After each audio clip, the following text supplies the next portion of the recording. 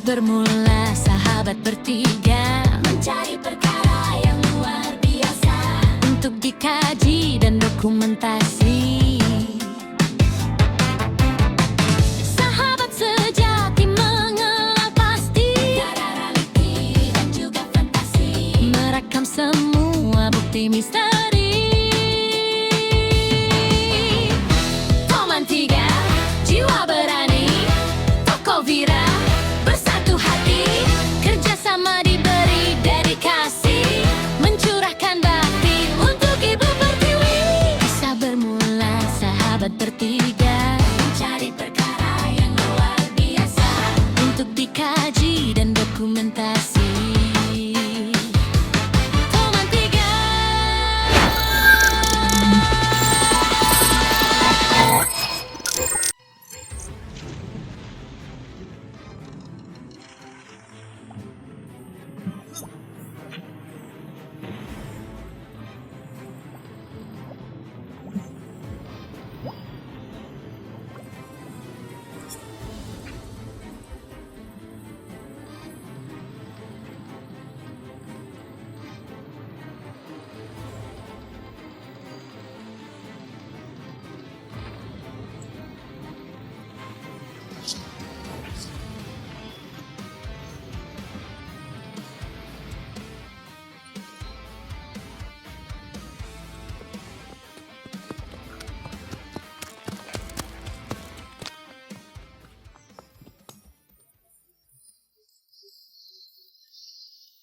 Alamak Faizal, habislah kita.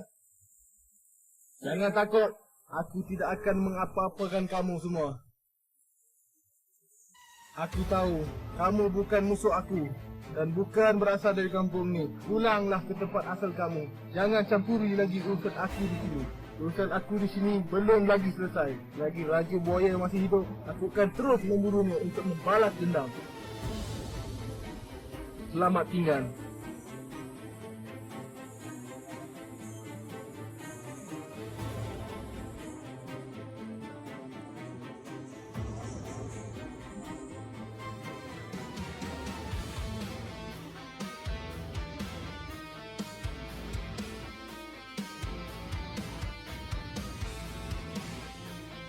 Aku tengok kau dari tadi macam orang cemas saja, Razak.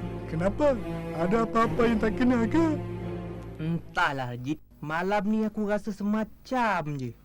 Macam ada benda tak baik nak jadi. Hish, apalah awak cakap itu macam? Kita hari-hari jaga sini semua okey apa? Ya, betul.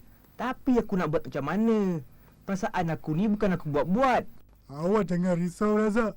Kalau ada apa-apa mau berlaku, kita ada ini kawan, untuk protection. Apalah ini Razak? Hari-hari kita jaga ni tempat semua okey. Apa pasal ini hari juga dia mau ada lain macam feeling? Macam mana keadaan kat situ, Rajit? Tak ada apa-apa masalah. Tapi ada bau lain macam lah kat sini Razak. Bau? Bau apa? Macam itu bau lah, itu macam dalam zoo juga. Harimau! Apa hal, Rajit? Rajit! Rajit! Tolong aku Razak! Rajit! Rajit! Kenapa dengan kau, Rajit? Apa hal dengan si Rajit ni? Baik aku pergi tengok. Patutlah dari tadi aku rasa semacam je. Ha? Ya Allah!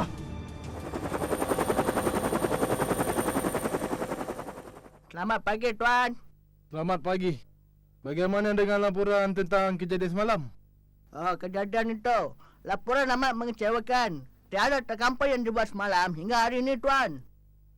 Si mata satu amat licik orangnya. Tiada tanda atau kesan untuk menangkapnya. Inilah yang buat kes ini semakin berat.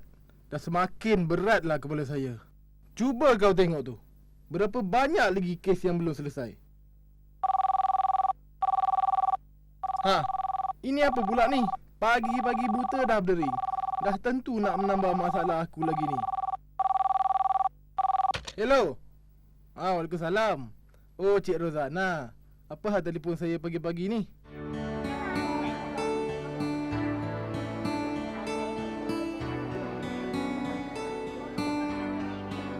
hampir 4 bulan Tuan Inspektor menyiasat kes penjenayah mata satu ni. Tapi sampai sekarang tiada sebarang berita terbaru yang Tuan dapat berikan pada saya. Saya tahu tentang perkara tu, Cik Rozana. Bersabarlah. Saya bukan nak menekan Tuan, tapi orang ramai juga perlu tahu bila tertangkapnya penjenayah yang paling ganas itu. Sebenarnya kes ni ada banyak perbezaan dari kes-kes yang pernah kami hadapi, Cik Rozana. Perbezaan yang macam mana Tuan? Biar saya berterus terang sajalah. Ha? Apa maksud Tuan?